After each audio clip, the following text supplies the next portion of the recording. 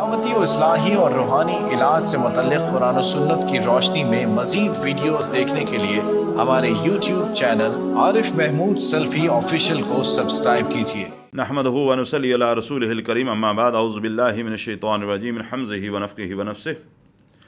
یہ کسی بھائی کا سوال ہے کہ میں نماز نہیں پڑھ سکتا۔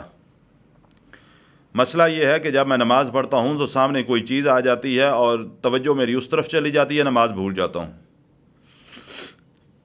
میرے بھائی، پہلی بات تو یہ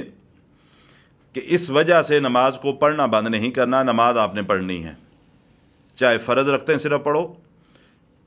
کچھ ابتدائی دنوں میں اگر سنتے نوافل نہیں بھی پڑھے جا سکتے تو فرض نماز ضرور پڑھنی ہے، نماز کو ترک نہیں کرنا۔ دوسری بات یہ کہ اگر اس نماز کی حالت میں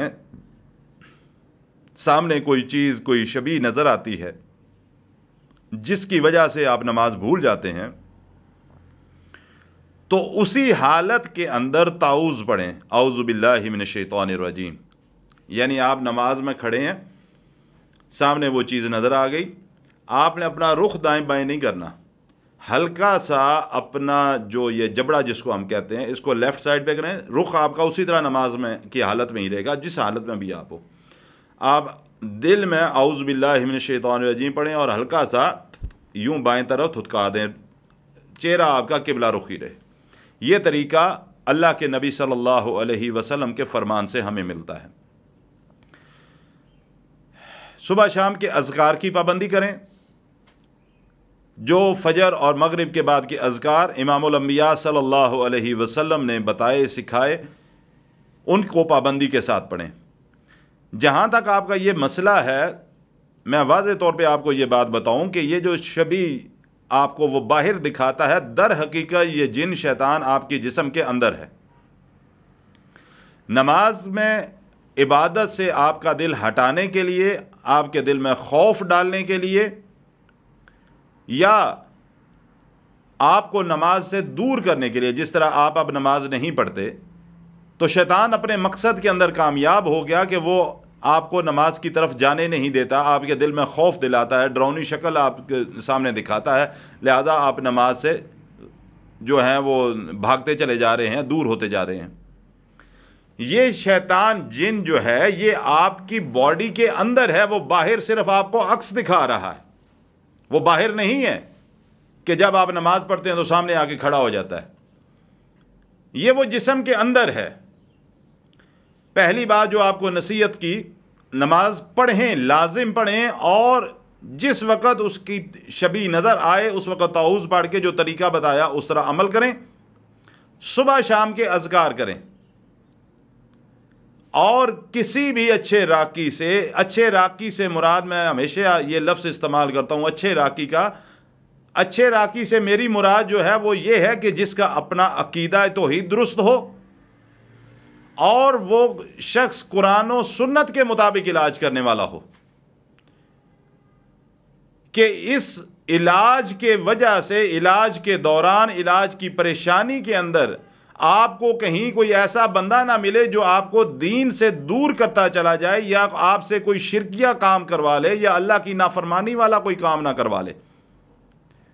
تو جس کا اپنا عقیدہ توحید درست ہوگا، جو سنت کے مطابق علاج کرنے والا ہوگا، انشاءاللہ وہ آپ سے شرک نہیں کروائے گا،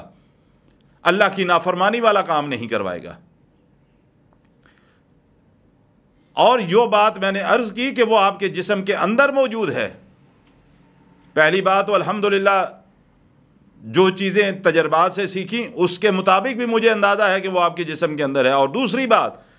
امام الانبیاء صلی اللہ علیہ وسلم کی حیات طیبہ میں ایک واقعہ ہوا، ابن ماجہ کے اندر یہ حدیث موجود ہے کہ صحابی رسول عثمان بن ابی عاص رضی اللہ تعالی عنہ، ان کو اللہ کے نبی صلی اللہ علیہ وسلم نے طائف میں کچھ ذمہ داریاں دے کر بھیجا۔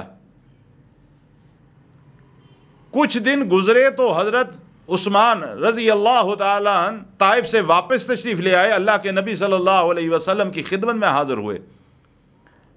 اللہ کے نبی علیہ الصلاۃ والسلام نے ان سے کہا کہ عثمان، میں نے آپ کو طائف فلاں ذمہ داری سونپ کر بھیجا تھا، آپ واپس کیوں آ گئے؟ عثمان فرماتے ہیں کہ یا رسول اللہ صلی اللہ علیہ وسلم وہاں گیا ہوں، ایک عجیب پریشانی شروع ہو گئی ہے، نماز پڑھتا ہوں سامنے عجیب و غریب شکلیں نظر آنا شروع ہو جاتی ہیں، نماز بھول جاتا ہوں، پریشان ہوا ہوں، نماز نہیں پڑھ سکتا، اس لیے آپ کی خدمت میں حاضر ہوا ہوں۔ حدیث کے اندر موجود ہے کہ رسول اللہ صلی اللہ علیہ وسلم نے عثمان بن ابی یاس رضی اللہ تعالیٰ عنہ کو اپنے سامنے پاؤں کے بل بٹھایا۔ پاؤں کے بل بٹھانے کے بعد آپ صلی اللہ علیہ وسلم نے کچھ کلمات پڑھے، اور پڑھنے کے بعد عثمان کے منہ کے اندر تھتکارا، اور پھر عثمان کے سینے پر 3 دفعہ آپ صلی اللہ علیہ وسلم نے الٹے ہاتھ سے یوں تھپڑ لگائے، اور ساتھ آپ صلی اللہ علیہ وسلم نے 3 بار یہ بات ارشاد فرمائی، یہ کلمہ ارشاد فرمایا، اخرج عدو اللہ، اے اللہ کے دشمن اس میں سے نکل۔ عثمان بن ابی یاس رضی اللہ تعالیٰ عنہ فرماتے ہیں کہ اللہ کے نبی علیہ الصلاۃ نے جب یہ مجھ پر دم کیا اور یہ عمل کیا، اس کے بعد میں بھلا چنگا ہو گیا اور میں واپس آ کر اپنی ذمہ داری پر کام کرنے لگا۔ اس سے یہ نقطہ ملتا ہے کہ وہ جن عثمان کے اندر تھا، وہ شیطان جن عثمان کے اندر تھا رضی اللہ تعالیٰ عنہ کے، اسی لیے اللہ کے نبی نے فرمایا صلی اللہ علیہ وسلم نے اخرج عدو اللہ، اللہ کے دشمن اس میں سے نکل۔ لہٰذا میرے بھائی آپ کا معاملہ بھی اسی طرح کا ملتا جلتا معاملہ ہے، جو باہر نظر آ رہا ہے در حقیقت آپ کے جسم کے اندر ہے۔ لہٰذا کسی بھی اچھے عقیدے والے، درست عقیدے والے راقی سے ملاقات کر کے مکمل اپنا علاج کروائیں۔ جو چیزیں میں نے احتیاطاً بتائی ہیں یہ کریں، اور اگر مجھ سے علاج کروانا مقصود ہو تو میرا نمبر موجود ہے، اس نمبر پہ رابطہ کر کے مجھ سے آ کر علاج کروا سکتے ہیں۔